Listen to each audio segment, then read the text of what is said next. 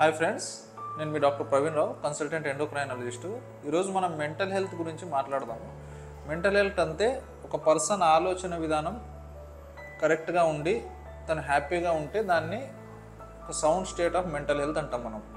అంటే ఇప్పుడు చాలామంది చాలా రకంగా ఫిజికల్గా హెల్తీగా ఉన్నా కూడా మెంటల్గా హెల్తీగా లేనప్పుడు చాలా ప్రాబ్లమ్స్ ఫేస్ అవుతాం. మొన్న రీసెంట్గా మన ఒక 19 years అమ్మాయి బీటెక్ సబ్జెక్ట్స్ కొద్దిగా మార్క్స్ తక్కువ వచ్చాయని సూసైడ్ అటెంప్ట్ చేసింది.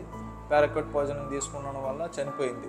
చాలా వాళ్ళ పేరెంట్స్కి కూడా బాధాకరం. అమ్మాయి కూడా రిగ్రెట్ అయింది. అంటే బతకాలని చాలా ప్రయత్నించింది. వెంటిలేటర్ మీద పెడితే కూడా రాసి చూపించడం, నాకు పెయిన్ఫుల్గా ఉంది బతకాలని. అంటే ఇవన్నీ ఎందుకు? ఇప్పుడు చాలా వరకు మనం సొసైటీలో చూస్తున్నది చిన్న పిల్లల నుండి ముసలి వాళ్ళ వరకు చాలా వరకు సూసైడ్లు చేసుకోవడము అండ్ చాలా వరకు డిప్రెషన్లో ఉండడము, హెల్త్ ప్రాబ్లమ్స్ కానివ్వండి, financial problems, relationship problems, job దగ్గర సాటిస్ఫాక్షన్ లేకపోవడం, ఇవన్నిటికీ మన ఆలోచన విధానం ప్లస్ మెయిన్గా హార్మోన్స్ కూడా తోడ్పడతాయి. ఎందుకంటే సెరోటోనిన్, డోపమిన్, ఆక్సిటోసిన్, నారెపినెఫ్రిన్, ఈ హార్మోన్స్ కూడా ఎమోషన్స్కి ఇంపార్టెంట్. అంటే ఒక పర్సన్ పాజిటివ్గా థింక్ చేయడానికి, నెగిటివ్ థింక్ చేయడానికి hormonal imbalance plus thyroid, sugar ఇవి కూడా ఇంపాక్ట్ అవుతాయి.